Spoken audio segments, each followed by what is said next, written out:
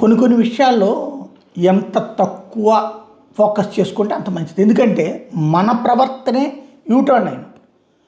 ఇప్పుడు గన్నవరం తెలుగుదేశం కార్యాలయం మీద దాడి ఎందుకు జరిగింది? అమ్మలనక్కల్ని దెట్టబట్టినే కదా జగన్ని. ఎన్టీఆర్ ట్రస్ట్ భవన్ మీద దాడి ఎందుకు జరిగింది? అమ్మలనక్కల్ని దెట్టబట్టినే కదా జగన్ని. ఆ తిట్టిన తిట్టు జనం మర్చిపోయారు కదా, కొట్టిన కొట్టుడే కదా గుర్తుపెట్టుకుంది.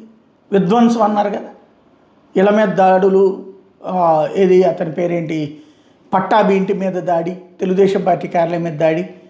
అట్లాగే చంద్రబాబు గారి ఇంటి మీదకి వెళ్ళింది ఎందుకు? జోగి రమేష్ అప్పుడు తిట్టబట్టినే కదా, అయ్యన పాత్రుడు బూతులు తిట్టబట్టినే కదా.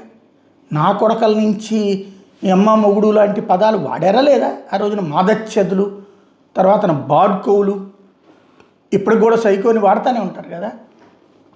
భాష పరంగా చూస్తే ఎవరు తక్కువ తిన్నోళ్ళు కాదు. కాకపోతే వీళ్ళని ఎక్కువ ఫోకస్ చేస్తారు, ఇటు పక్కన తక్కువ ఫోకస్ చేస్తారు. అది పక్కన పెడితే ఓవరాల్గా జరిగినటువంటి సిచ్యుయేషన్ ఏంటి? తర్వాత జరిగిన దాడి ఎవరి మీద? అంబటి రాంబాబు మీద ఇంటి మీద దాడి, జోగి రమేష్ ఇంటి మీద దాడి, పోలీసుల ప్రేక్షక పాత్ర సాక్షిగా జరిగిన విధ్వంసం. అది మాత్రం ఖచ్చితంగా జనంలో చర్చ జరిగింది.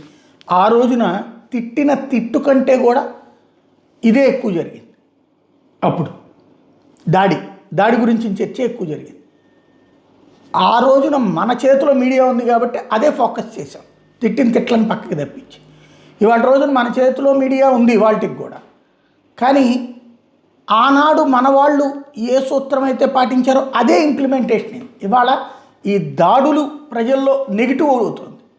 దాన్ని అసెంబ్లీ వేదికగా సమర్థించుకునినో విడిగా పదే పదే సమర్థించుకుని మాట్లాడుతుంటే ఎట్లన్నాడు అట్లన్నాడంటే, మనం మాట్లాడింది ఆ రోజున ఏదో కోపం వస్తుంది, అసంతృప్తి వస్తుంది, దాంట్లో కొంచెం ఏదైనా మాట తేడా వస్తే అంత మాత్రం కొట్టేస్తారని కదా.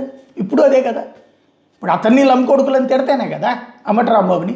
ఆ తిట్టిన వాళ్ళని ఏమన్నా పార్టీ నుండి సస్పెండ్ చేశారా? లేదు కదా. స్వయంగా లోకేష్ గారు మాట్లాడుతున్నారు, చంద్రబాబు గారు మాట్లాడుతున్నారు, అంతే గారు మాట్లాడుతున్నారు. మరి ఆవిడెవరో గ్రంథాలయ చైర్పర్సన్ బూతులు తిట్టాక ఈయన మాట్లాడాడు.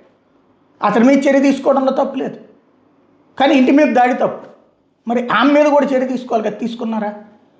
ప్లస్ దాడిని సమర్థించుకుంటూ మాట్లాడుకురావడం, ఎటుకెటుకో తీసుకెళ్లాలనుకోవడం జరుగుతుంది అనుకుంటే కరెక్ట్. మన పార్టీ వాళ్ళు, మనల్ని నమ్మే పార్టీ వాళ్ళు అందరూ సమర్థిస్తారు.